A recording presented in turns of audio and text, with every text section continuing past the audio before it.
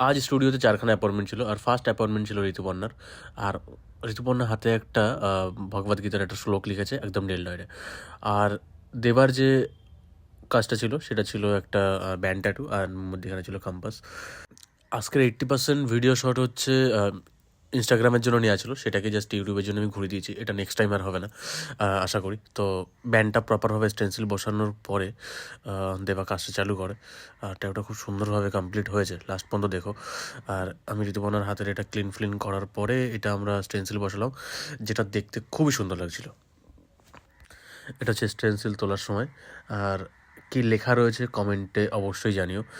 কারমান্নে বাদিতে বাদ বাকিটা তোমরা দেখে নিও কেমন, মানে বাদ বাকিটা কী লেখা রয়েছে তোমরা জানিও যে কমেন্টে শ্লোকটা কেমন লাগছে।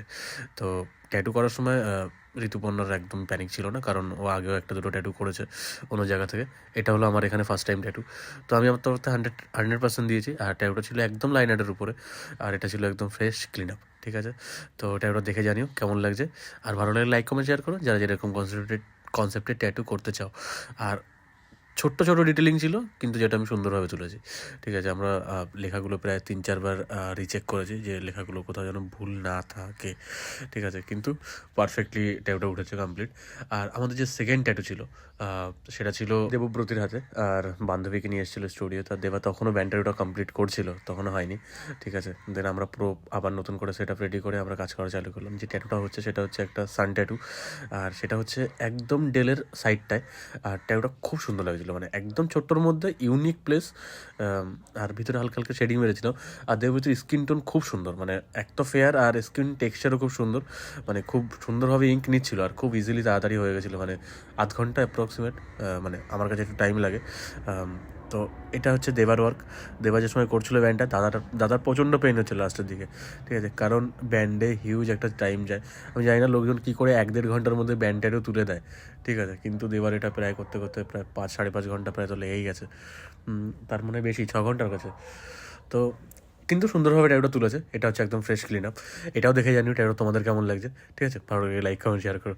আর যারা যারা এরকম কনসেপ্টে ট্যাটু করতে চাও, কন্ট্যাক্ট করো দেবার সাথে। আর মানে আমার সাথে কন্ট্যাক্ট করো, তো দেবাই করবে, অসুবিধা নেই। ঠিক আছে, তো ট্যাটুটা কেমন লাগছে কমেন্টে প্লিজ জানিও। এই ট্যাটুর মধ্যে আর একটা দাদা এসেছিলো, সে এসেছিলো বাংলাদেশ থেকে। তার হাতে সিরাম মার্কেট থেকে ট্যাটু করেছিল হজবরল। তো সেই ট্যাটু কভার আপ করার জন্য দেন আমরা দেখার পরে বললাম, দাদা এই ট্যাটু হবে না কভার আপ, কিন্তু এটাতে টাচ আপ হতে পারে, আমরা অন্য কোনো কনসেপ্ট করতে পারি।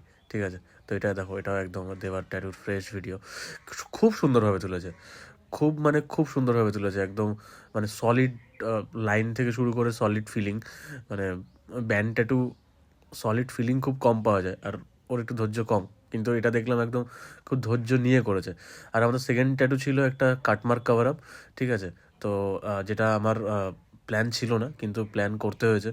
আর প্রথমের স্টেন্সিলই ব্যাকা বসেছিল, আর ব্যাকা বসার সাথে সাথে আমাদের তুলতে গিয়ে একটু অবস্থা খারাপ হয়ে গেছিলো।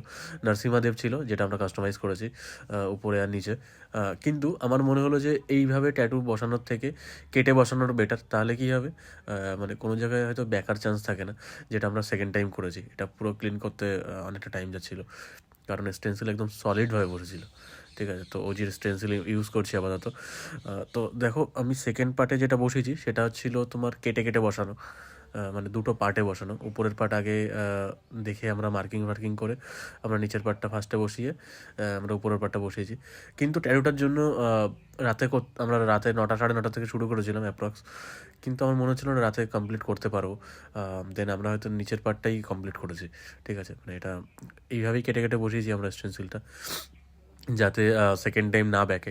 কিন্তু সেকেন্ড টাইম স্টেন্সিল একদম পারফেক্ট বসেছিল প্রথমবারের থেকে। ঠিক আছে, মানে প্রথমবারের হয়তো 2-3 শীতও এদিক ওদিক হয়ে গেছিলো। সেকেন্ড টাইম যে সময় বসেছিলাম তো একদম পারফেক্ট লাগছিলো। হ্যাঁ, তো যেটা বলছিলাম, নিচের পাটে ছোটো কাজ ছিল। আর আমার জানি না কেন না আমার হাত আর চোখ কোনোটাই দিচ্ছিল, চোখ ব্যথা করছিলো, কারণ অনেক দিন লেট নাইট ওয়ার্ক করা হয় না। স্টেন্সিল দেখার জন্য ওকে একটু দূরে পাঠিয়েছিলাম আমি, যে দূরে দাঁড়াও, কেমন লাগছে আমি একটু দেখবো, ওখানে দাঁড়াও। ঠিক আছে, তো একদম ট্যাটু একদম পারফেক্ট ছিল মানে স্টেন্সিল। আর দেন লাস্ট রেজাল্টটা দেখে জানিও ট্যাটুটা তোমাদের কেমন লাগছে, আর ইনফরমেশনটা কেমন লাগলো। মানে ফোরামের পার্টে আমার মনে হয় স্টেন্সিল একবারে বসানোর থেকে কেটে বসানো বেটার, তাতে স্টেন্সিল প্লেসমেন্ট ভালো হয়। তো এটা হচ্ছে একদম ফ্রেশ ক্লিন আপ ট্যাটুর। তো দেখা হচ্ছে নেক্সট ভিডিওতে। Love you all, tata, bye bye. আর ভিডিওটা প্লিজ সাবস্ক্রাইব করো সবাই।